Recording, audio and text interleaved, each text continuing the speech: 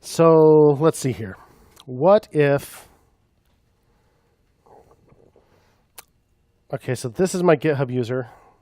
Let's copy my GitHub user's UID. And temporarily, you don't need to do this necessarily. Temporarily in app.js, I'm going to hard code that UID in here.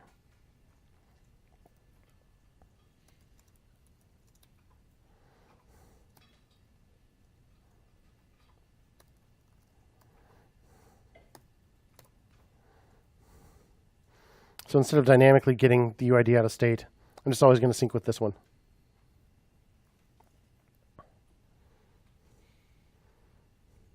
So let's sign out, sign in with Google. No problem, I can read the GitHub user's stuff now.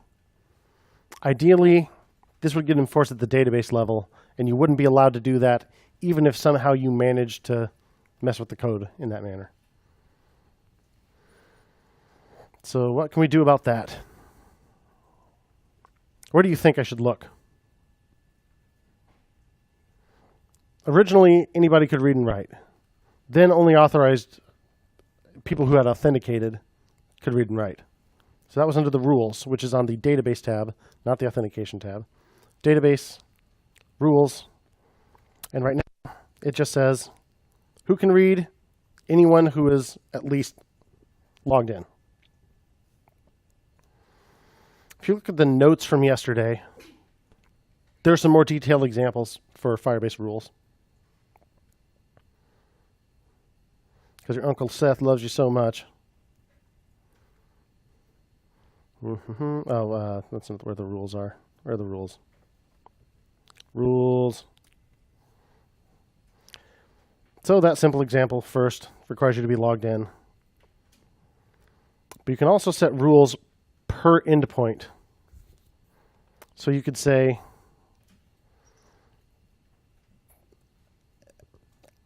emails, everyone can read, but only authorized logged in users can write.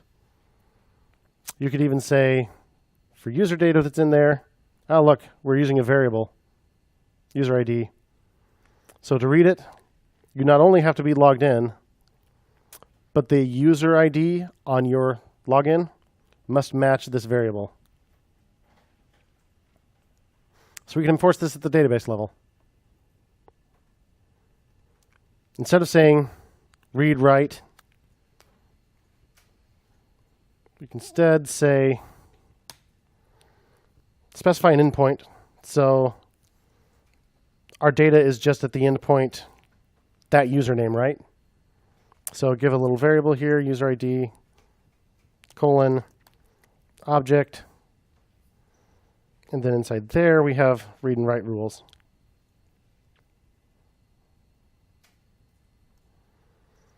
Where auth not equal null and this user ID variable, our endpoint, matches, I'll do it the other way around, auth.uid.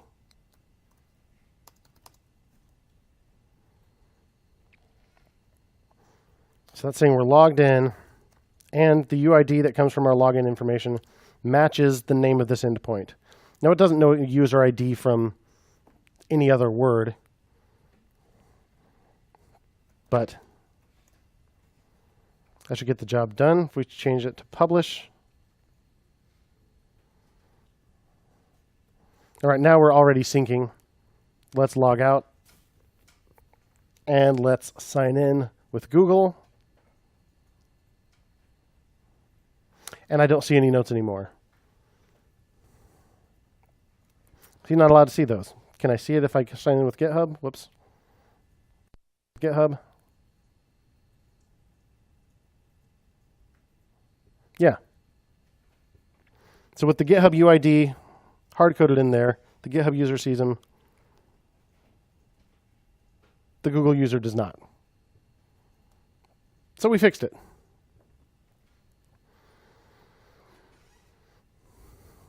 So we can change this back. Now it's enforced at the database level. If our database had anything in it other than stuff that is scoped by user.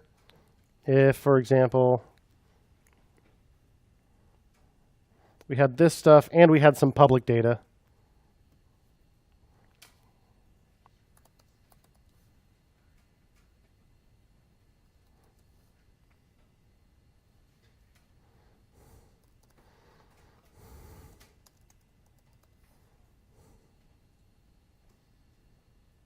And everybody should be able to see this. Now, who's going to be able to read this? Only a user who has a UID of public, right?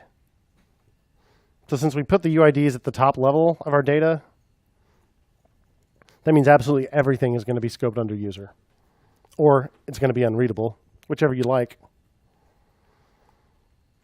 So to fix that, what we could do is instead decide that we have notes at the top level and then the UIDs under that. Instead of UID, then notes. It doesn't matter that the name of this endpoint notes happens to be the same as the name of our variable state, our state property, because we specify the state property here and we specify the endpoint up here. They don't have to match. They just happen to match. So we could totally change this to be notes slash UID instead of UID slash notes. But with our database rules being what they are right now, what would that mean? Only someone with a UID of notes could read it, right?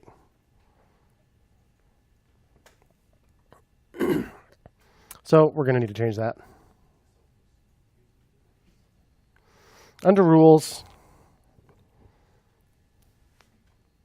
it is now notes slash user ID. Does it work like that? Look at our example here. No, we'll put another level in there. So notes, rules, notes, colon, all this stuff.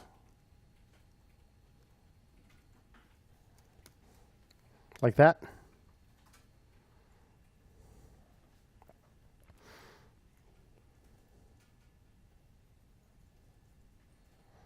And we think we're good. Let's go ahead and log out so we can start the whole syncing thing up again. Sign in with GitHub. Now I won't have any notes yet because I totally changed the endpoint. Authorize dstruce. GitHub user, whackety schmackety. Sign out. Google user, whackety schmackety. I suppose I could say this was Google, right? Make sure GitHub gets the same ones back. Yep. So now if we look at our data, we have notes, and underneath that we have UIDs. So I'm going to go ahead and delete these with the old schema.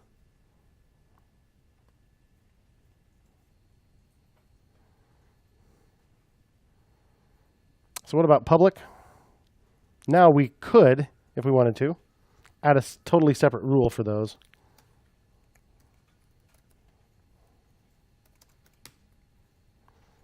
And say .read true, .write maybe auth not equal null. So everyone can read the public stuff, and any logged in user can write the public stuff. How's that? Oops, comma.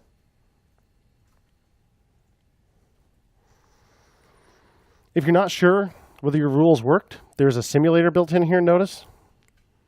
And you can use that to test stuff. So let's get simulator going. Let's try to read. If I can get my UID back out of there again. But I need to flip over here for that. Can I open that in a new tab? No. /notes/ something. Point is that should be locked down. So if I'm authenticated when I try that, well, if I'm not and I hit run, simulated read denied. If I authenticate with this UID, well, that isn't that UID, so I expect that not to work still. Denied. But if it were this UID, run, simulated read aloud. Cool. Can the same authenticated user write to /public/ anything?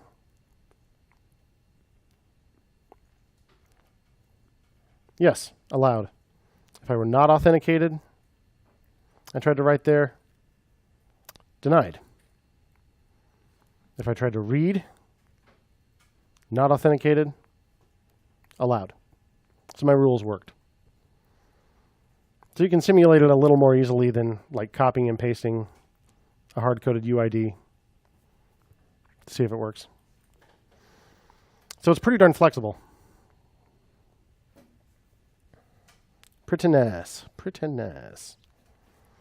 So the only change I made in code is I changed this endpoint where we write. Didn't have to, but for the future, this is a slightly better schema. So sync notes to a different Firebase endpoint.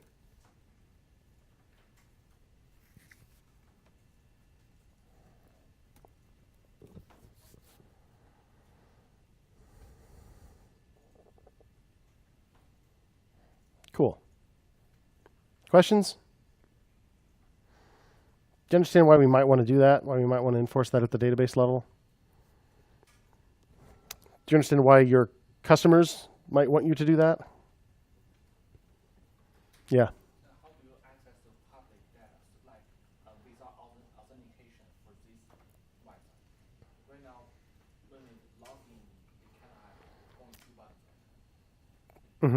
buttons. Well, I mean, there is no public data yet, right? But we could have something that shows on this screen, for example, information about plans or something, like if there were paid plans. You could store that in the database if you wanted and make sure that you can read that even if you're not signed in. Stuff like that. So yeah, we don't have a particular use case in this app necessarily. I was just wanted to demonstrate that scoping it the way we did gives you that option a lot more easily. Any other questions? Here are my rules, just in case you want to see them.